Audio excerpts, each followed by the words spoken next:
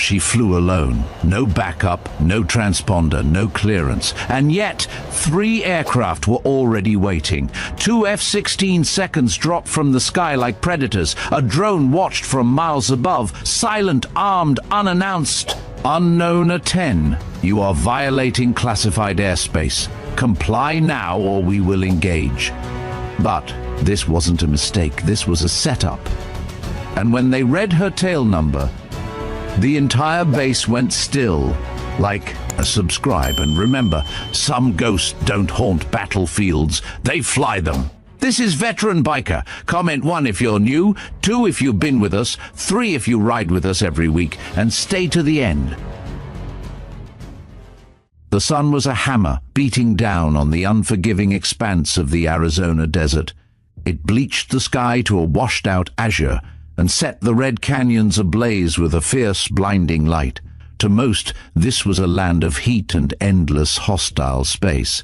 But to Lieutenant Lena Ghost Moravec, it was a sanctuary. This was her domain, a classified corridor so restricted it existed only in the hushed tones of a select few and the encrypted memory of her onboard flight computer. Her A-10 Warthog, a beast of a machine built for a different kind of war, rumbled through the narrow canyons, its twin turbofans a deep guttural growl that echoed off the ancient red sandstone walls. Lena loved this ugly, brutal honesty of her aircraft.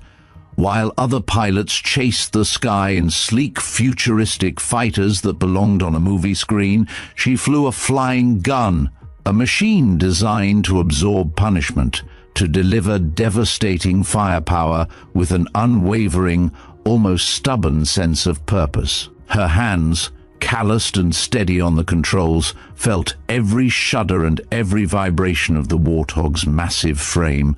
It was more than a machine, it was an extension of herself, a partner in a lonely, dangerous dance. For 6 months she had been flying this route, memorizing every thermaling updraft, every shadow cast by a mesa, every twist and turn of the jagged terrain. The protocol for this route, the name whispered in her classified briefings, was Ghost Protocol.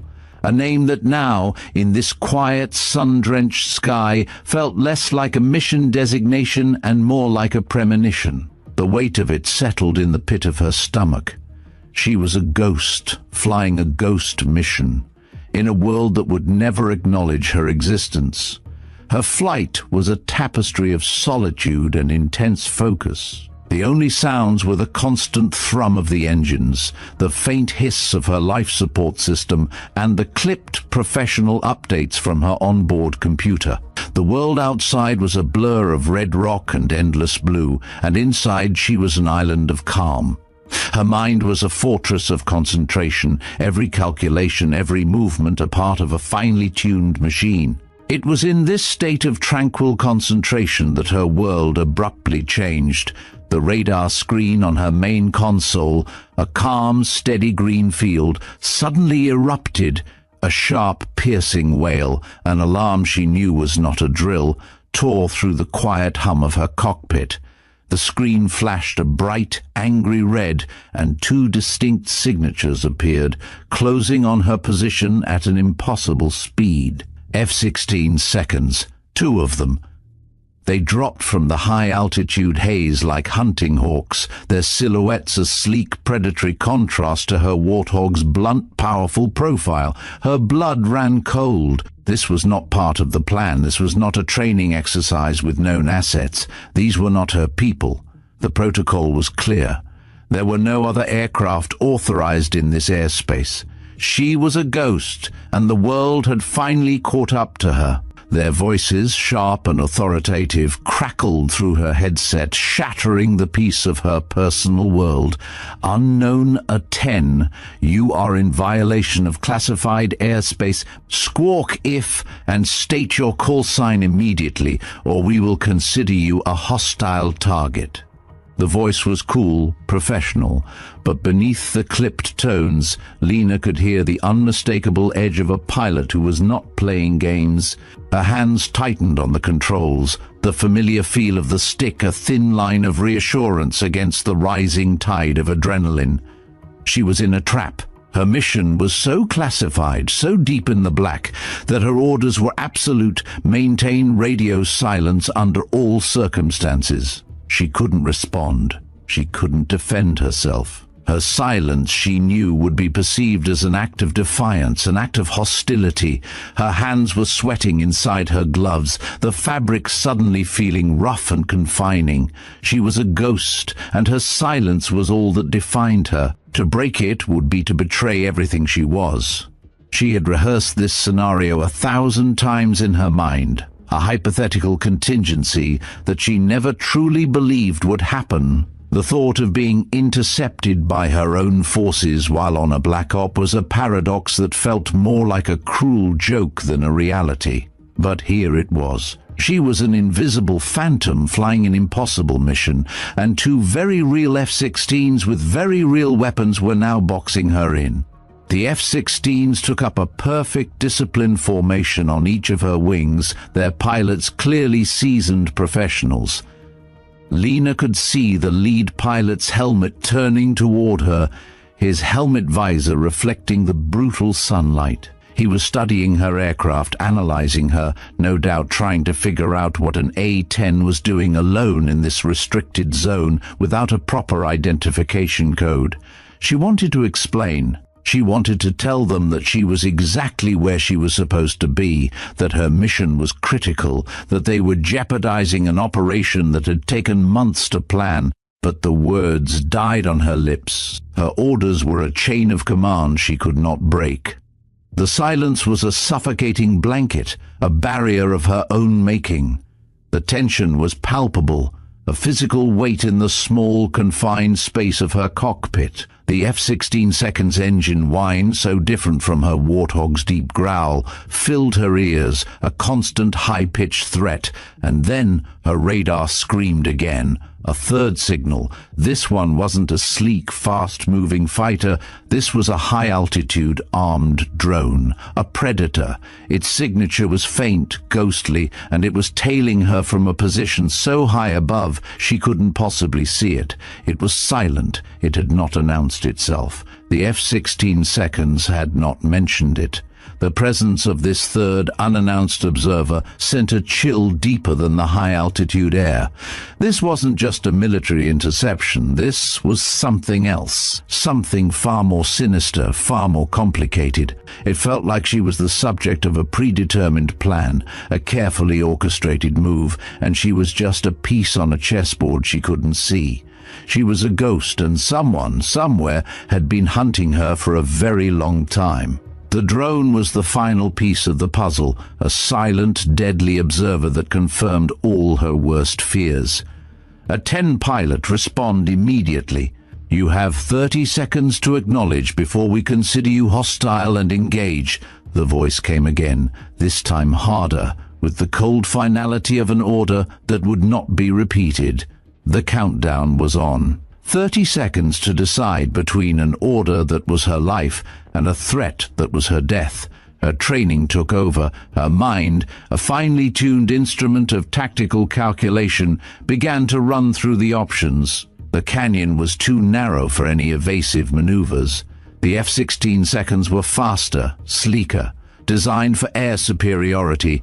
Her Warthog was a tank built for punishment, but not for outrunning these predators of the sky. The canyon stretched for another 15 miles before opening up into the vast expanse of the desert, and by then the F-16 seconds could have called in an entire squadron of support.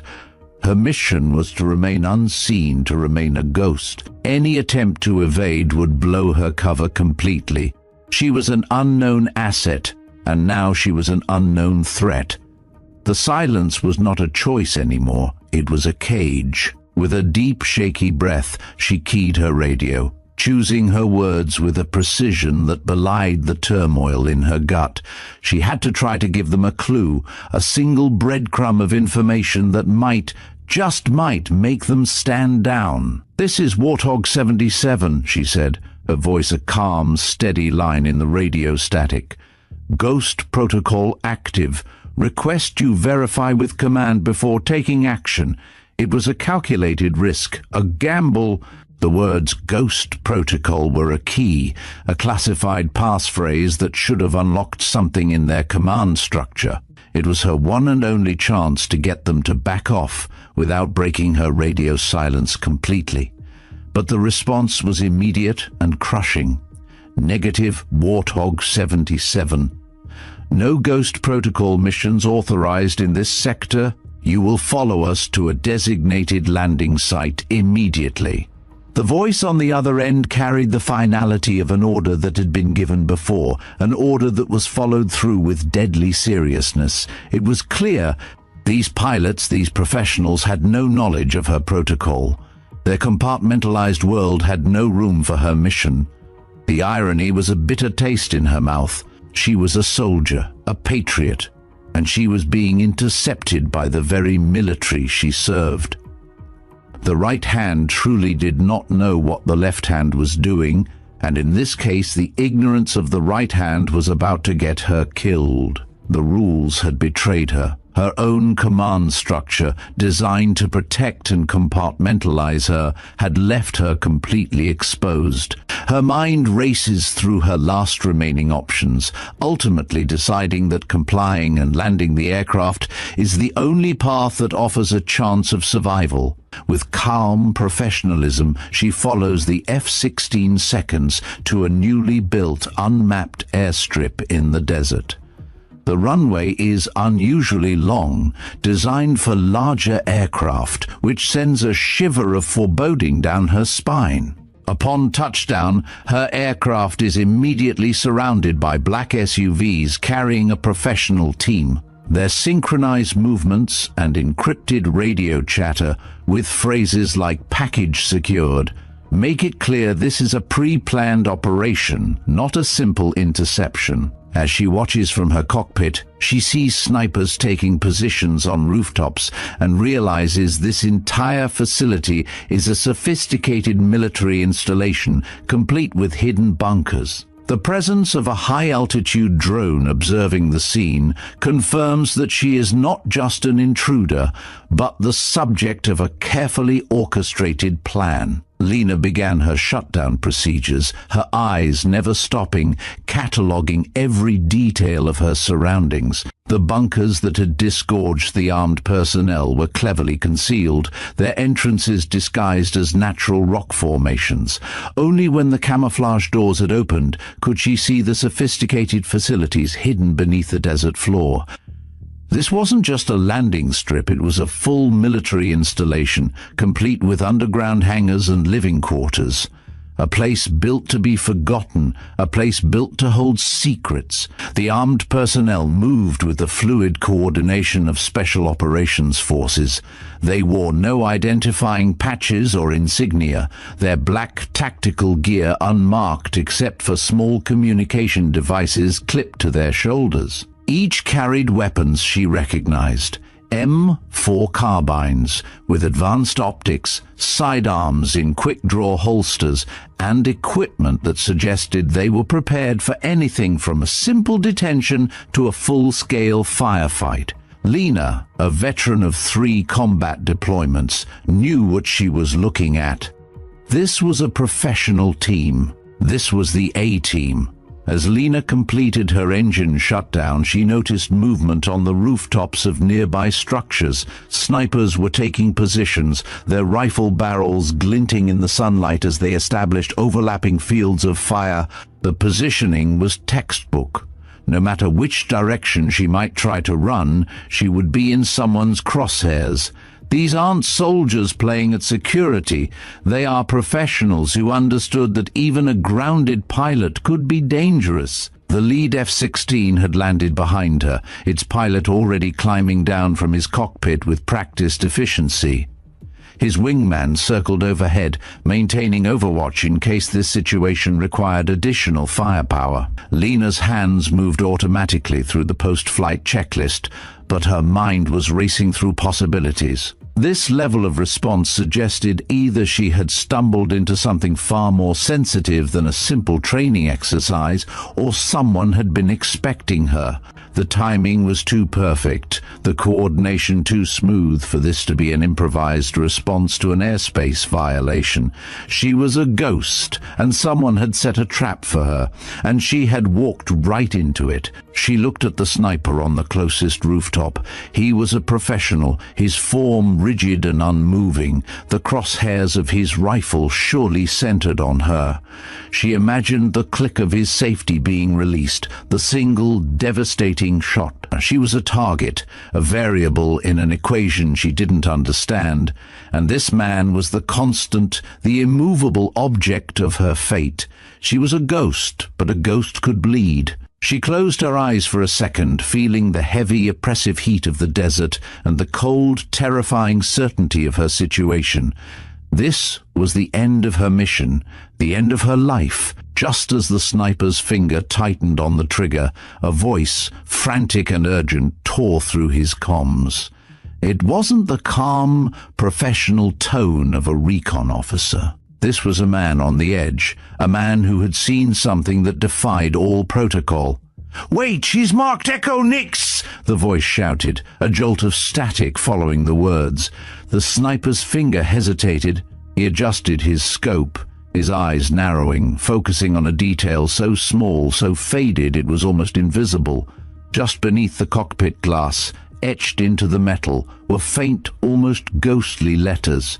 Echo Nix, not for record. It was a classification, a signature that should not have been here. It was a ghost of a ghost, a piece of a puzzle that should have been buried in the deepest layers of the Black Ops world. It was a designation for a project that, according to official records, had been terminated 3 years ago. The sniper's posture slackened, his professional rigidity melting into confusion. He lowered his rifle slightly, his hands trembling with the shock of what he had seen. The crosshairs on Lena's helmet disappeared, replaced by a blurred image of the cockpit glass. He looked to his commander, a silent question in his eyes. The voice over the comms was a whirlwind of frantic, confused chatter. "Echo Inks? You sure about that?" The voice was shaky, incredulous. "That's not possible. That project was scrubbed 3 years ago." The sniper, still holding his rifle, could only stare at the faded letters. He had been briefed for every contingency. A hostile pilot, an evasive pilot, a pilot attempting a breakout. But he had not been briefed for this. He had not been briefed for a ghost. The world, for a brief, terrifying moment, had stopped. And in the silence, Lena Moravec, a woman who had just been a nameless threat, was now something else entirely. She was an Echo Nix, a ghost from a project that should not exist, on an aircraft that should have been a pile of twisted metal. And in that moment of shattered certainty, Lena realized that the men surrounding her were no longer in control. She wasn't just a mission. She was a paradox. And she had just stumbled into the middle of a mystery she had no idea she was a part of.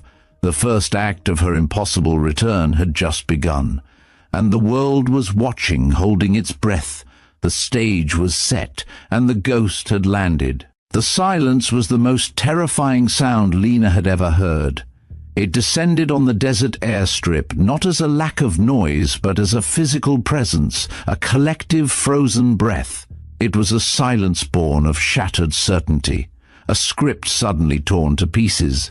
The high-pitched whine of the F-16 holding a high-altitude overwatch was the only thing that dared to puncture the stillness. In the crosshairs of a sniper's rifle, Lena had just been a target, an unknown asset to be neutralized. Now, with the whisper of a code name, she had become a ghost. She had become an impossibility. The sniper on the rooftop, his body tense with adrenaline just a moment ago, was now a statue of confusion, his rifle lowered by a fraction, his eyes glued to the small, faded etching beneath her cockpit glass.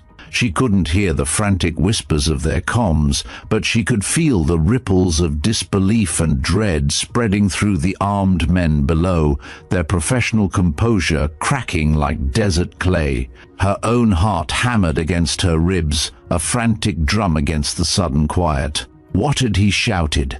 Echo Nix! The name felt familiar, but it was a familiarity that felt wrong, like a word on the tip of her tongue that she could never quite reach. She was a professional. She had been briefed for every contingency, every black operation, every security threat imaginable. But this was something else.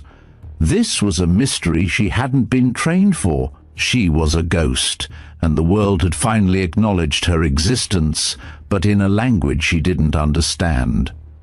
The movements on the ground, once aggressive and coordinated, were now hesitant and uncertain.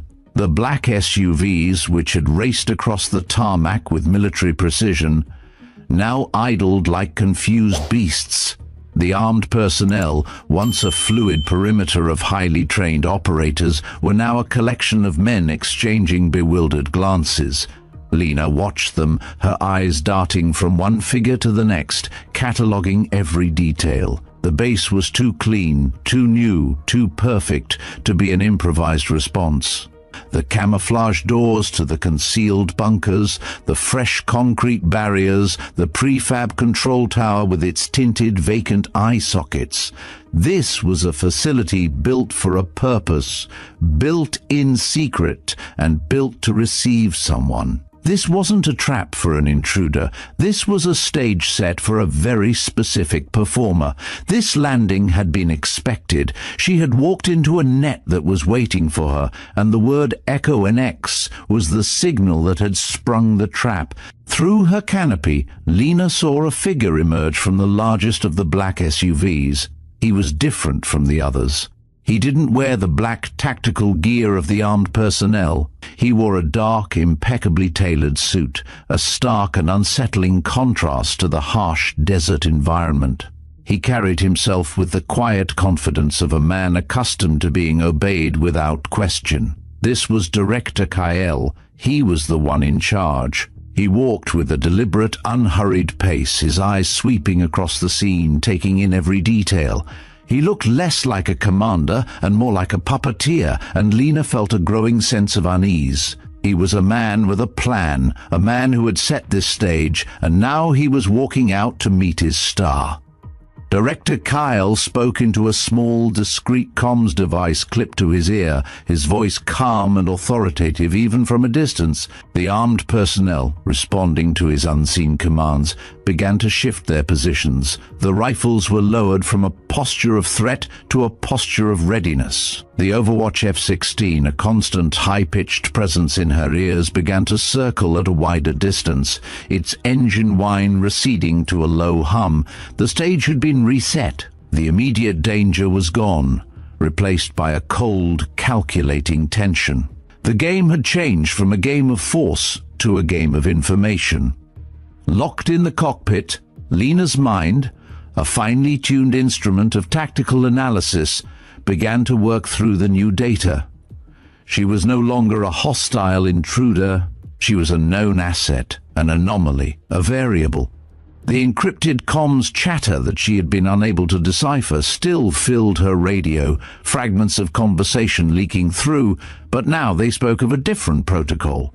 Package secured, confirm identity, hold for debrief. The voices were professional, calm, speaking in the clipped tones of operators who had done this many times before. They were expecting her. The realization was a cold, hard knot in the pit of her stomach. She had flown into a pre-planned operation, a trap that had been waiting for a ghost for a very long time. It was in this moment of quiet, terrifying clarity that she looked down at her own cockpit. The Warthog was a familiar machine, a partner she knew better than she knew herself. Her hands, resting on the controls, had guided this aircraft through countless missions and countless hours of training. But now, as she looked at the interior, she saw a detail she had never noticed before. Faintly etched into the metal just beneath the cockpit glass, so subtle it was almost invisible, were a set of letters. It was a ghost of an etching, a piece of a history she didn't know. The letters were there, a silent whisper in a world of roaring engines. Echo Nex. Not for record. The words hit her like a physical blow. Echo Nex. The same name the recon operator had shouted just moments ago, a classified designation she had never heard in any official briefing. Not for record.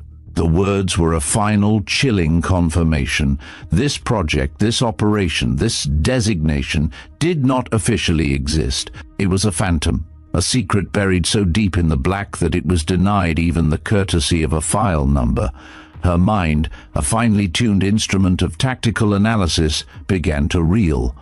What did this mean? What the hell was Echo Nex? What had she signed up for? The question, whispered to herself, was a tremor in her own soul. The solitude of her cockpit, once a sanctuary, was now a cage, a place of suffocating mystery. Her fingers, which had been so steady on the controls just moments ago, began to tremble. They hovered over the eject handle, a reflex born of instinct, a last-ditch option to escape a situation she could no longer control. The eject handle was a promise of a clean break, a quick end to a mission that had spiraled into a nightmare. But her training, her years of discipline, held her back. She was a soldier. She was a professional. She would face this with the same calm resolve that had kept her alive through 3 combat deployments. But the question remained, a quiet scream in her mind. What the hell did she sign up for? Her reality, once a solid and dependable truth, was now a house of cards, and the wind was starting to blow. She was a pilot. She was a warrior. She was a professional. But she was also a ghost. And a ghost was a thing with no past, no future, and no official record. The men on the ground, still holding their positions, waited. The arrival of Director Kyle had brought a tense stillness to the scene. He stood several yards from her aircraft, speaking quietly into his comms, a figure of authority in a world of confusion. It was clear that he was in command, that he had a plan, and that the word Echo NX had changed everything.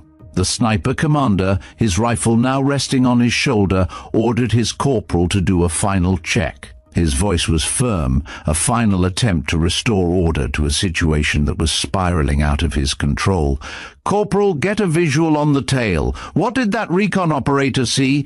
A young corporal, his face pale and his movements hesitant, approached the rear of the aircraft. He was clearly a rookie, a kid who had been trained for a black-and-white world, and was now standing in a grey, terrifying reality. He moved with a sense of trepidation, as if approaching a ghost. He raised a set of high-powered binoculars to his eyes, focusing on the faded numbers painted on the warthog's tail. The numbers were old, battle-scarred, a testament to a long and storied history. They were a part of the aircraft, a part of its soul. AF 800 and 10,965. The corporal's eyes, wide with a growing sense of dread, stared at the digits. His professional composure, a thin veneer of training over a deep well of fear, began to crack. His hands, which had been so steady just moments ago, began to tremble. He lowered the binoculars slowly, his mouth open in a silent gasp. He looked at the tail number. He looked at the aircraft. He looked at the vast, empty desert. And then he looked at his commander, a silent, terrified question in his eyes. He had seen something that defied all logic, all reason, all of his training. "Sir." His voice came out as a whisper, a sound barely audible in the quiet hum of the desert wind. His hands were shaking as he pointed at the painted digits, a shaky, accusing finger aimed at the impossible. "Sir, that number, that's impossible." The words hung in the air, a final confirmation of the impossible. The sniper commander, the professional soldier, could only stare at his corporal's terrified face, his own world beginning to tilt on its axis. He had been briefed for a hostile asset. He had been briefed for a rogue pilot, but he had not been briefed for this. He had not been briefed for a ghost. The stage was set, the cast was in place, and the ghost had landed. And now, the men on the ground, the professionals, the men with the plan, were about to learn the truth about the number that shouldn't exist. They were about to learn the truth about the ghost. And for Lena, the pilot in the cockpit, the mystery was just beginning. The question remained, what the hell had she signed up for? The answer was about to change everything, and the world was watching, holding its breath. The stage was set, and the ghost had landed, and now the men on the ground, the professionals, the men with the plan, were about to learn the truth about the number that shouldn't exist. They were about to learn the truth about the ghost. And for Lena, the pilot in the cockpit, the mystery was just beginning. The question remained, what the hell had she signed up for? The answer was about to change everything. The words hung in the suffocating desert air, a final chilling note of impossible reality. "Sir, that number, that's impossible." The young corporal's voice was a whisper, but it carried across the tarmac like a scream. His hands, still holding the binoculars, trembled violently, a physical manifestation of a world that had just tilted on its axis. He stood there, a young man trained for combat and order, now utterly lost in a sea of paradox. The sniper commander, a weathered veteran with a lifetime of experience, could only stare at his corporal's terrified face, his own mind trying to reconcile what he was hearing with the cold, hard facts he knew to be true. The entire perimeter, an army of highly trained professionals, was frozen, their collective focus shifting from the threat in the cockpit to the ghost on the tail. In her warthog, Lena Moravec had heard none of this. The comms were still encrypted, a closed-off world of whispers and code she couldn't access, but she could see it. She could see the corporal's trembling hands, the sniper's rifle lowered, the shift in the body language of every single armed man on the tarmac. The tension, once a coil of aggressive readiness, had become a brittle, shattered thing. She was no longer a hostile asset. She was now inexplicably a source of dread.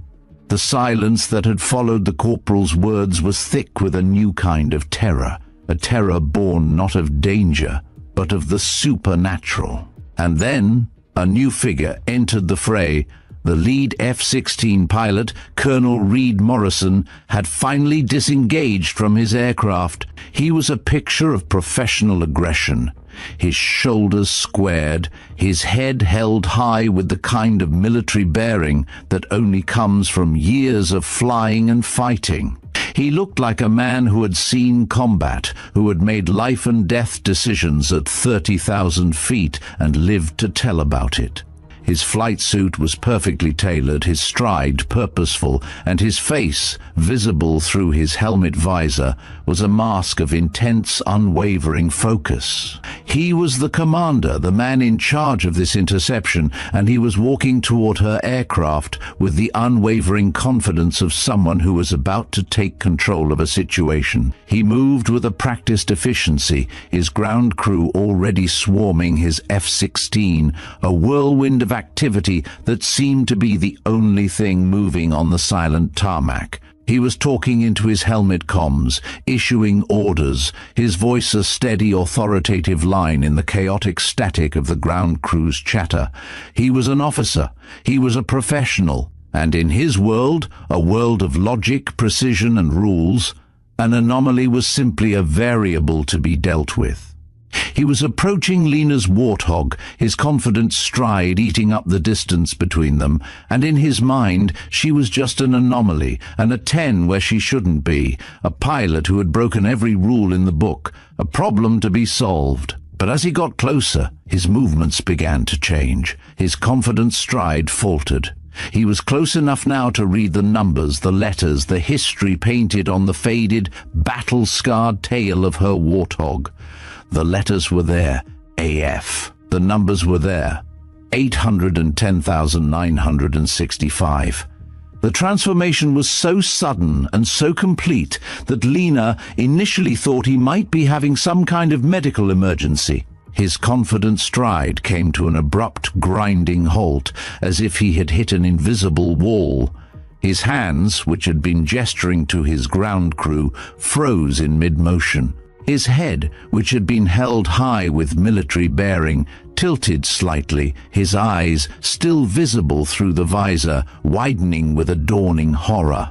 The helmet, the expensive high-tech piece of equipment that was his link to the world, slipped from his trembling hands. It hit the concrete tarmac with a sharp, sickening crack that echoed across the silent desert. The sound seemed to break some kind of spell, because suddenly everyone was moving again, but their movements were uncertain, confused, as if the script they had been following had suddenly been torn up and thrown away. His wingman, Captain Ezra Chung, a younger pilot with the lean build and quick movements of someone still early in his career, had been approaching from the left flank. But his reaction was identical to his squadron leader's. He came to an equally abrupt halt, his face going pale beneath his helmet. His mouth opened and closed several times without producing any sound, his eyes darting from the tail number to his commander's frozen, terrified face. He stumbled, catching himself with a hand on the fuselage of the Warthog, a silent, desperate anchor in a world that was suddenly spiraling out of control. Both men stood there, paralyzed, their eyes glued to the 6 faded digits painted on her Warthog's fuselage. They were looking at the numbers as if they were seeing a ghost. They were looking at a number that should not exist. The armed personnel who had been maintaining a professional perimeter around her aircraft began to lower their weapons, not in surrender, but in utter, profound confusion. Lena could see them exchanging glances, their body language shifting from alert readiness to uncertain hesitation. Whatever they had been briefed to expect, this wasn't it. This wasn't in the playbook. The snipers on the rooftops remained in position, but she could see them adjusting their scopes, trying to get a better view of what was happening on the tarmac below. Director Kyle, the man in the suit who had been approaching with such authority just moments before, had stopped 20 feet away and was speaking rapidly into a satellite phone, his body language suggesting he was asking for instructions, possibly even requesting confirmation of something he couldn't quite believe. "Jesus Christ!" Colonel Morrison finally whispered, his voice barely audible, but carrying clearly in the sudden stillness. "It's really her number." His hands were shaking as he reached toward the painted digits, stopping just short of touching them, as if they might burn his fingers. He looked up at Lena's cockpit, his eyes filled with a mixture of awe, disbelief, and something that looked a lot like terror. Captain Chung finally found his voice, though it came out as a croak.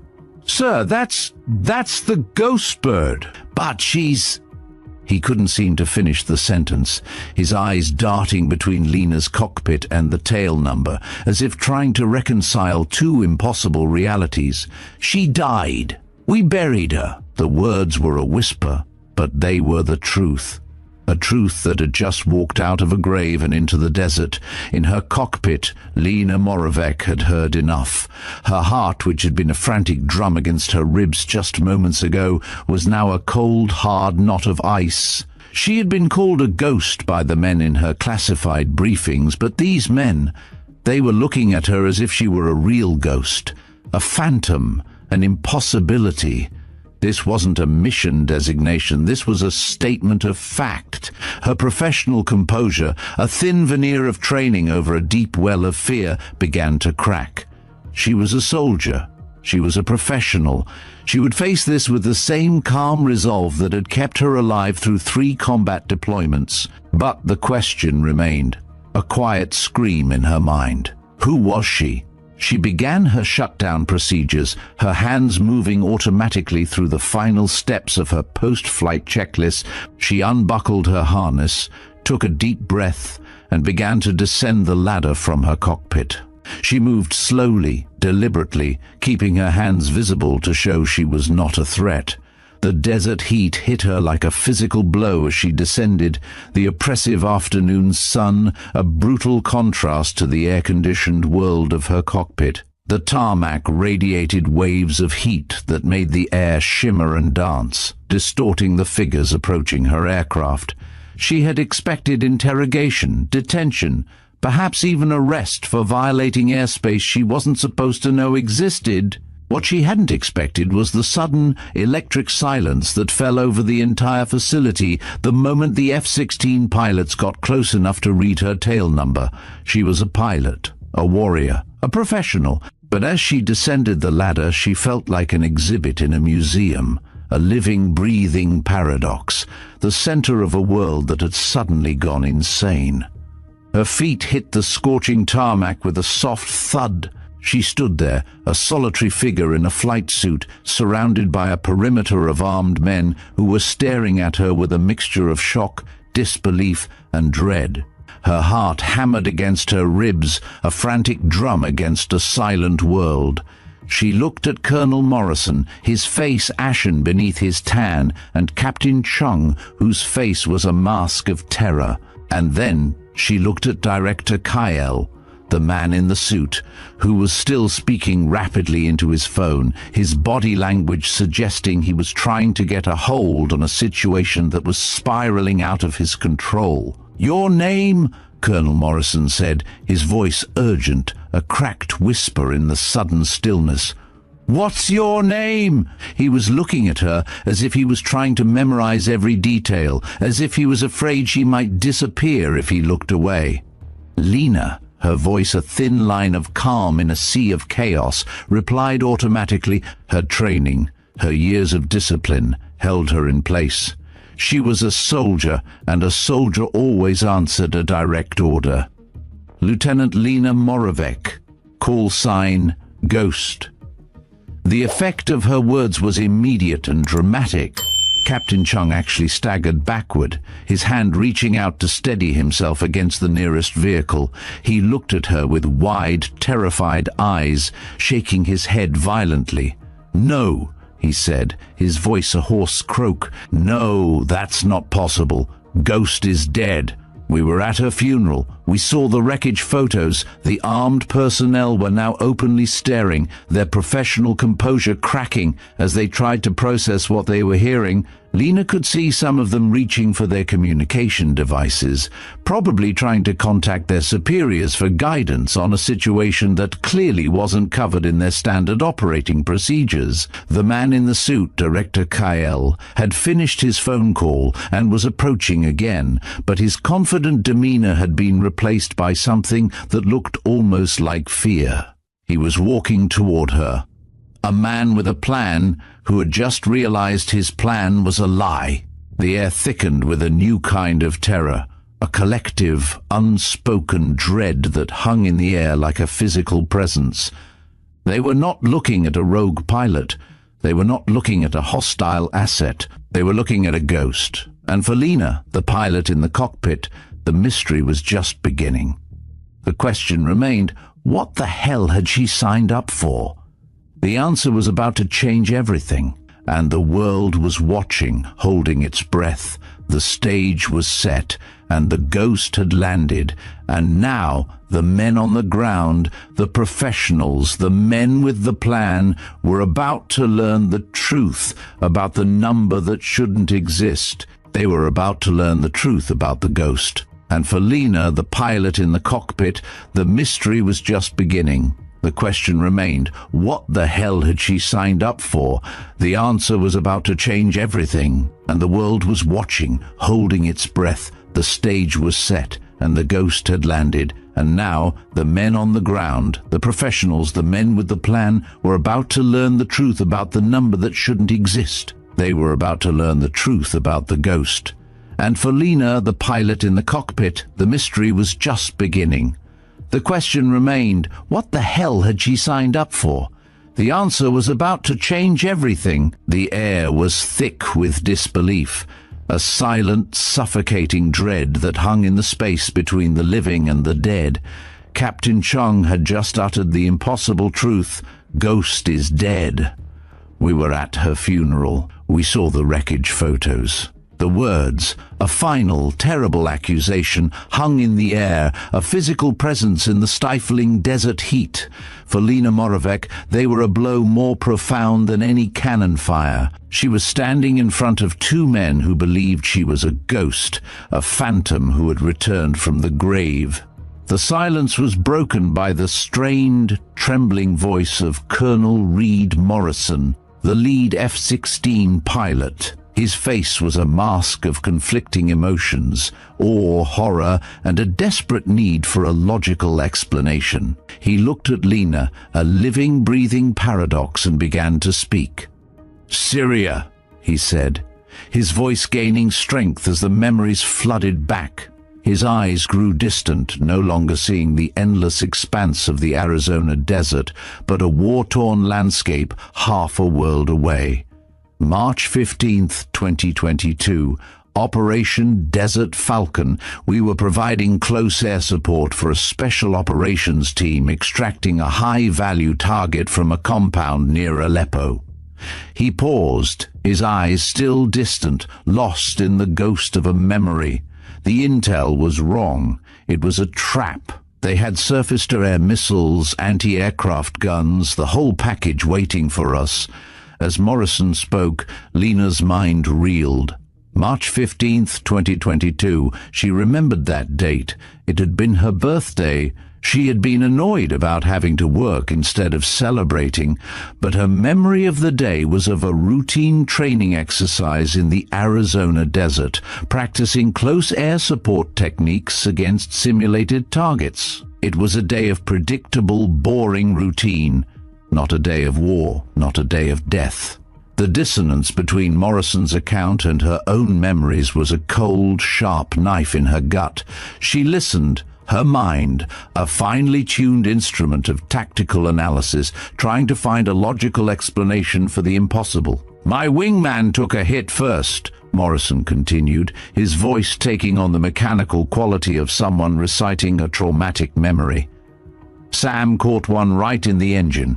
I watched him punch out, watched his chute deploy, but he was coming down right in the middle of a hostile zone.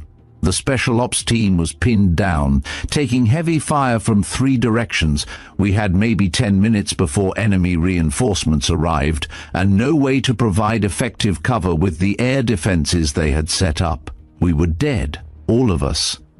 Lena felt her breath catch in her throat. She could almost see it. The brown landscape rushing past beneath her aircraft, the red flash of enemy fire, the frantic scramble of her wingman's parachute.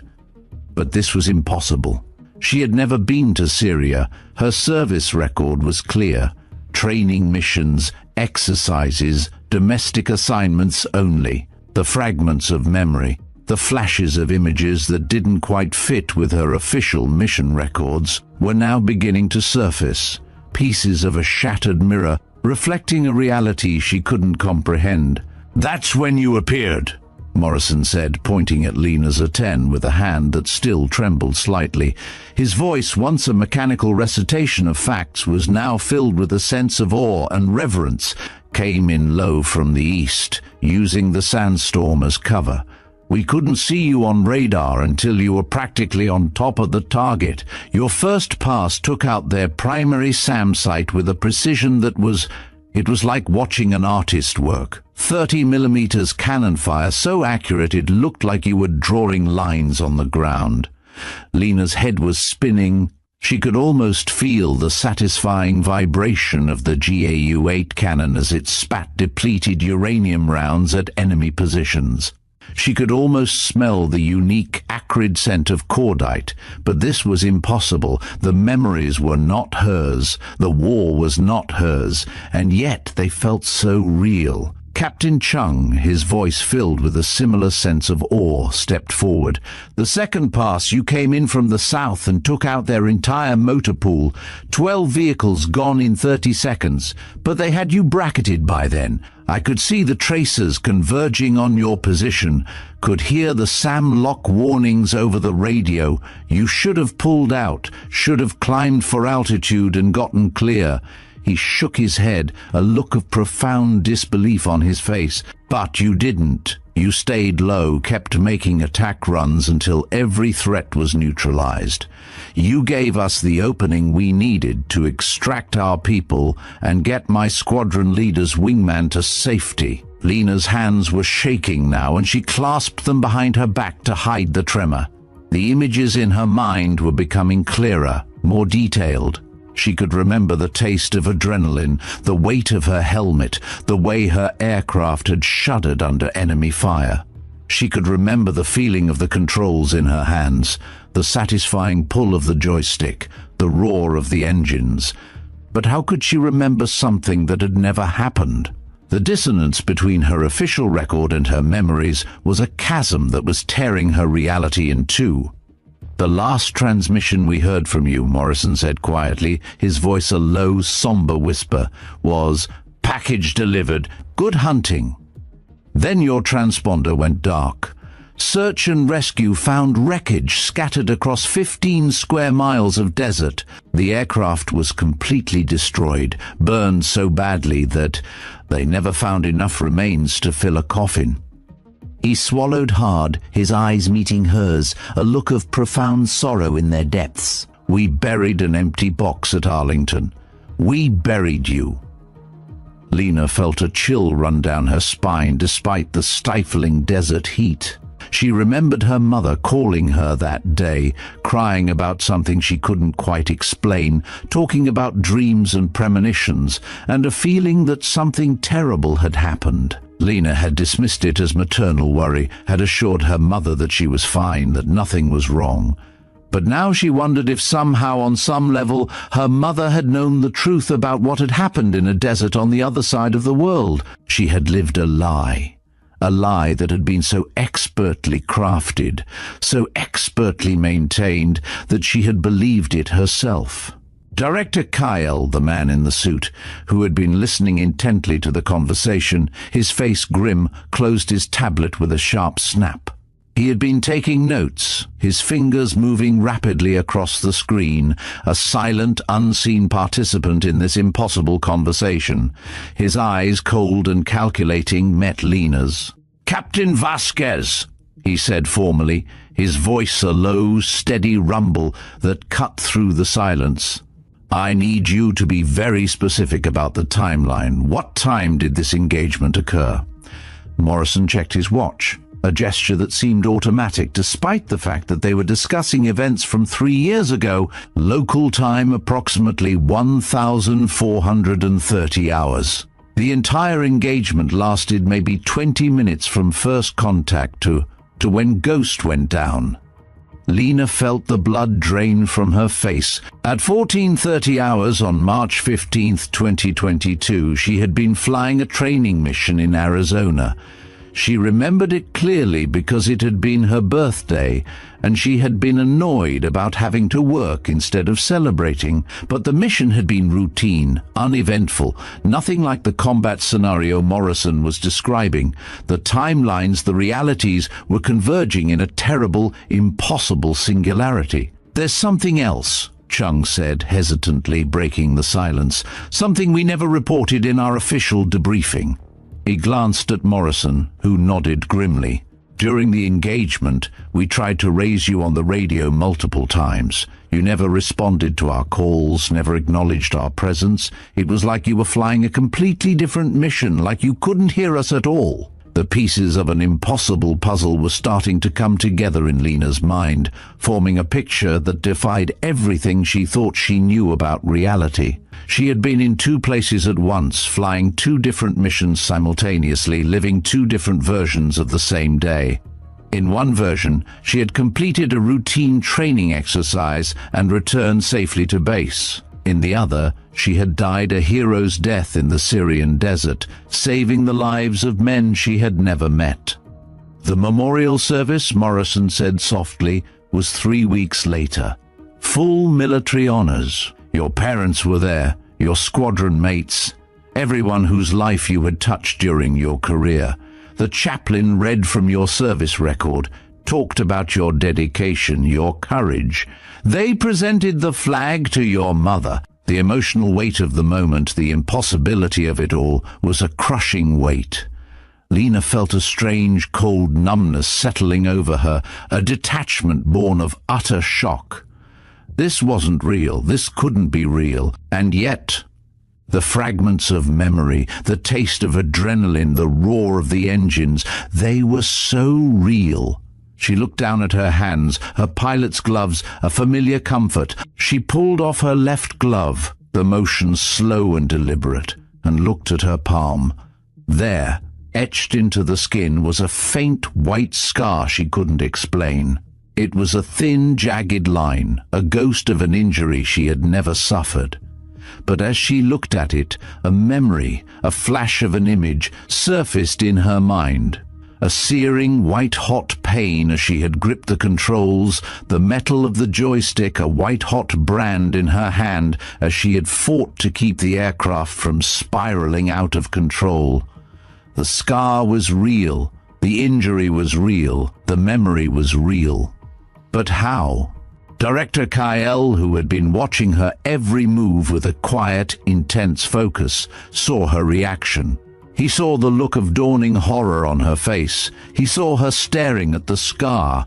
He saw the final piece of the puzzle fall into place. He turned to his comms device, his voice a low, quiet command that was meant for no one but his superiors.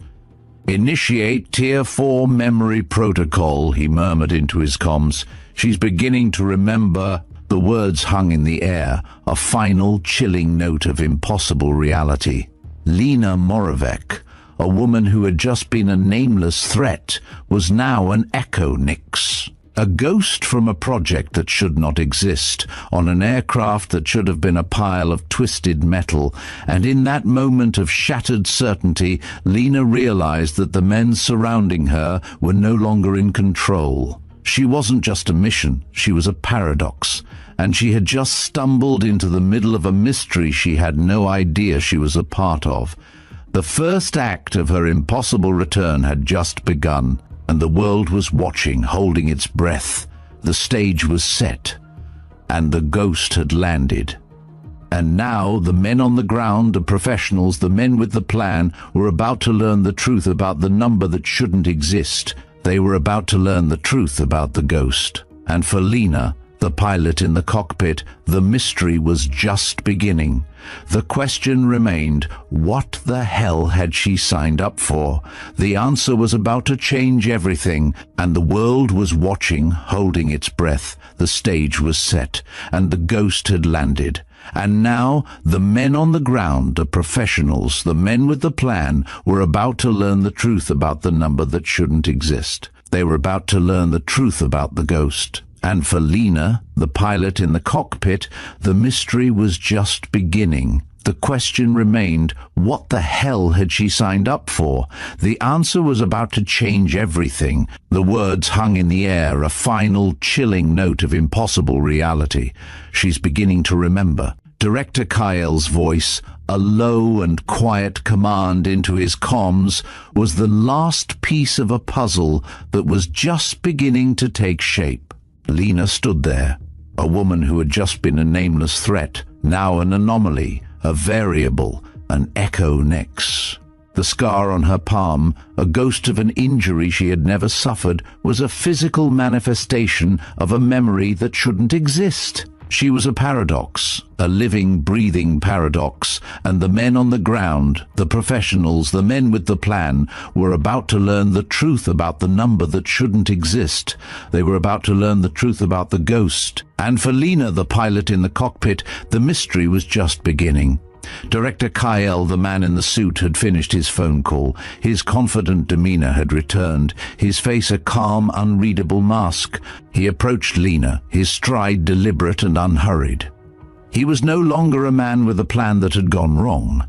He was a man with a plan that was just beginning to unfold. He was looking at her not as a soldier, but as a specimen, a living piece of technology. His eyes, cold and calculating, met hers. He was a puppeteer, and she was the puppet. He was the man with the answers, and she was the question. "Captain Moravec," he said, his voice a low, steady rumble that cut through the silence.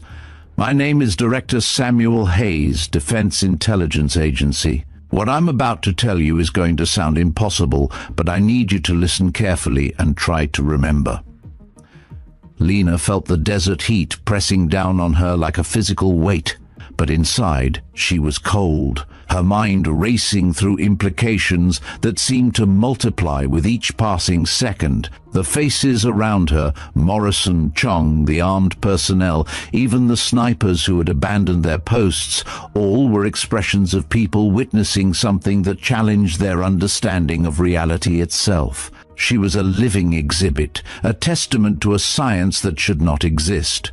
3 years ago, Kyle continued, his voice taking on the careful tone of someone explaining something he didn't fully understand himself, "you volunteered for an experimental program called Project Echo Nex. The official designation was Advanced Temporal Reconnaissance, but the people who worked on it called it something else entirely." He paused, watching her face for any sign of recognition. "They called it the Ghost Protocol." The words hit Lena like a physical blow. Ghost Protocol. The same designation as her training route, the same name that had been whispered in classified briefings she couldn't quite remember. Fragments of memory began surfacing, like pieces of a shattered mirror reflecting distorted images of a past she had somehow forgotten. The briefings, the medical examinations, the psychological evaluations. She remembered signing documents so classified that even reading them required special clearance. Most of all, she remembered the machine, a complex array of sensors and neural interfaces that had been installed in a specially modified A-10. She was a ghost, and the world had finally acknowledged her existence, but in a language she didn't understand. The technology was theoretical, Kyle explained, his voice a calm, steady line in a sea of chaos. Quantum entanglement applied to consciousness. The ability to project the pilot's awareness across space and time while their physical body remained safely in a controlled environment. He was speaking in a language she understood, the language of science, the language of a mission. The idea was to conduct reconnaissance missions in hostile territory without risking actual personnel. You were the first and only pilot in the program. You were the ghost. Morrison stepped closer, his face a mask of confusion and growing anger. "Are you telling me that the pilot who saved my squadron, who died protecting my people, was some kind of, what, a projection? A ghost?" "Not a ghost," Kyle said quickly. "The consciousness was real. The actions were real. The aircraft was real. But the pilot's physical body was here in Arizona, flying a training mission, while her consciousness was simultaneously operating an identical aircraft in Syria. The quantum entanglement allowed for perfect synchronization between the two states of existence." Lena's legs gave out and she found herself sitting heavily on the hot tarmac, her mind reeling as suppressed memories began flooding back. She remembered the briefings now, the medical examinations, the psychological evaluations. She remembered signing documents so classified that even reading them required special clearance. Most of all, she remembered the machine, a complex array of sensors and neural interfaces that had been installed in a specially modified A-10. She remembered the feeling of the controls in her hands, the satisfying pull of the joystick, the roar of the engines. She remembered the feeling of the second aircraft, the quantum twin, as if it were a part of her own body. The mission in Syria was supposed to be a test, Kyle continued, crouching down beside Lena. A simple reconnaissance flight to prove the technology worked. But when Morrison's squadron ran into trouble, the quantum-linked aircraft responded automatically to the emergency. Your consciousness, operating in both places simultaneously, made the decision to engage. Chung was shaking his head violently. "This is insane. You're talking about science fiction. People can't be in two places at once." "The quantum mechanics are beyond my understanding," Kyle admitted, "but the results were undeniable. The aircraft in Syria performed exactly as if it were being piloted by an experienced combat veteran. Every maneuver, every targeting decision, every tactical choice was perfect because it was being flown by Captain Moravec, even though she was physically 3,000 miles away." Lena looked up at her at 10, seeing it with new eyes. The battle scars she had attributed to training exercises took on new meaning. The faded paint, the small dents and scratches, the way certain systems seemed to respond to her touch as if they remembered her. It all made sense now. This wasn't just her aircraft. It was the quantum twin of the machine that had died in Syria. She was a pilot, a warrior, a professional. But she was also a ghost, and a ghost was a thing with no past, no future, and no official record. "What happened to the other aircraft?" she asked, her voice barely above a whisper. Kyle's expression grew grim. "When the Syrian aircraft was destroyed, the quantum link was severed violently. The shock should have killed you, or at least left you in a permanent coma. Instead, your consciousness somehow absorbed the experiences of both aircraft, creating a hybrid memory that your mind couldn't fully process." The military psychologists called it quantum dissociation, your brain protecting itself by suppressing the memories of the mission that officially never happened. Morrison was staring at Lena with a mixture of awe and horror. "So when we attended your funeral, when we saluted your empty coffin, you were mourning a part of her that really did die." The quantum-linked consciousness that operated the Syrian aircraft was destroyed along with the physical machine, Kyle confirmed. What survived was the original Lena Moravec, but with fragmented memories of experiences that belonged to her quantum twin. The pieces were falling into place now, creating a picture that was both impossible and undeniably true. Lena remembered the dreams that had plagued her for 3 years. Dreams of combat, of enemy fire, of dying in a foreign desert. She had attributed them to stress, to the normal anxieties of a military pilot, but they hadn't been dreams at all. They had been memories of a death she had experienced, but somehow survived. She was a living, breathing paradox, the center of a world that had suddenly gone insane. The program was shut down immediately after Syria, Kyle continued. The technology was deemed too dangerous, too unpredictable, but you were already deep undercover on a related project, using your unique quantum-altered consciousness to infiltrate enemy networks in ways that conventional intelligence couldn't match. For 3 years, you've been living a double life, carrying out missions you couldn't remember, serving your country in ways that officially never happened. And now, this is where it ends. The quantum alterations to her consciousness are breaking down. The memories are surfacing. The two versions of her reality are beginning to merge. She needs medical attention, psychological support, and most importantly, she needs to know the truth about what she sacrificed for her country. As Kyle spoke, the armed personnel and the pilots all looked at the A-10, this ghost of a machine. They had been looking at a symbol of a dead hero, a memorial. Now they were looking at a piece of technology, a scientific marvel, a national asset.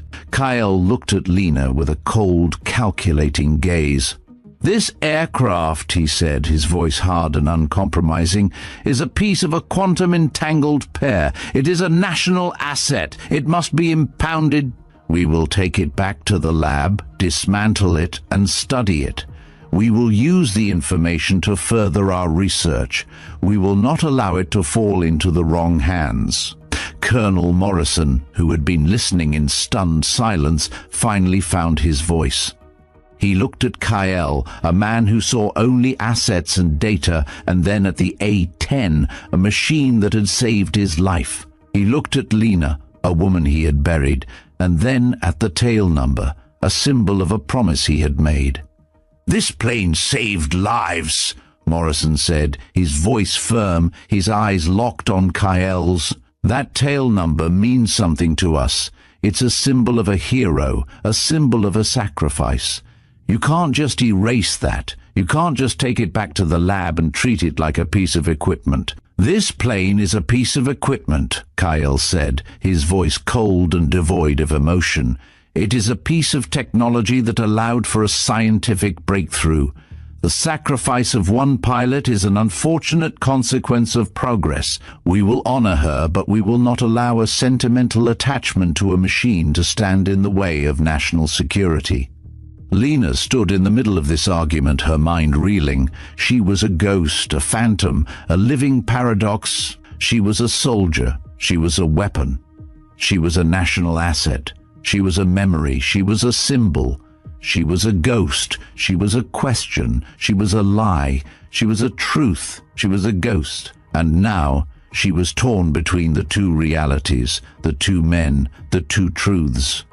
She was a ghost, and the world had finally acknowledged her existence, but in a language she didn't understand. The stage was set, and the ghost had landed. And now, the men on the ground, the professionals, the men with the plan, were about to learn the truth about the number that shouldn't exist. They were about to learn the truth about the ghost. And for Lena, the pilot in the cockpit, the mystery was just beginning. The question remained, what the hell had she signed up for? The answer was about to change everything, and the world was watching, holding its breath. The stage was set, and the ghost had landed. And now, the men on the ground, the professionals, the men with the plan, were about to learn the truth about the number that shouldn't exist. They were about to learn the truth about the ghost. And for Lena, the pilot in the cockpit, the mystery was just beginning. The question remained, what the hell had she signed up for? The answer was about to change everything.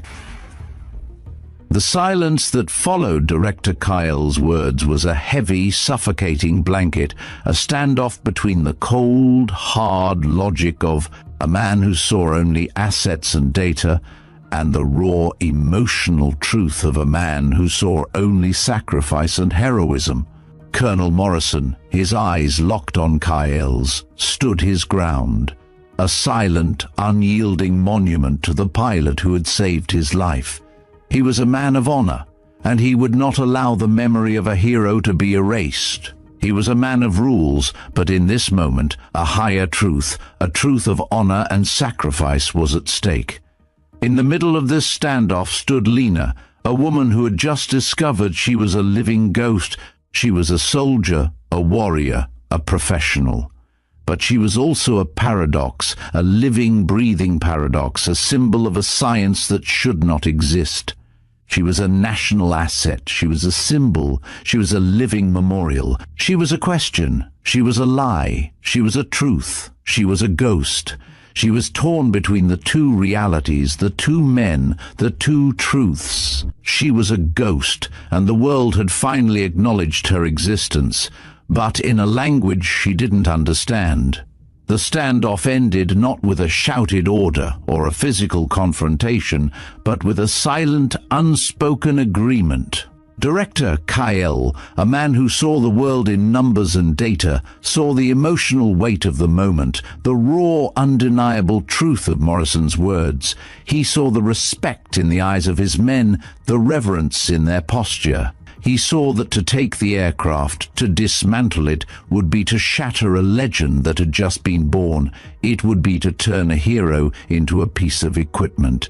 And in that moment he understood that some truths, some sacrifices, are more powerful than any data, any technology, any national security. He gave a single, almost imperceptible nod. The cold, hard logic of a man who saw only assets and data was momentarily outweighed by the raw, emotional truth of a man who saw only sacrifice and heroism. He was a man of rules, but in this moment, a higher truth, A truth of honor and sacrifice was at stake. Lena was cleared to leave the cockpit. The order came not from Kael, but from a junior officer, a man whose face was a mask of awe and reverence.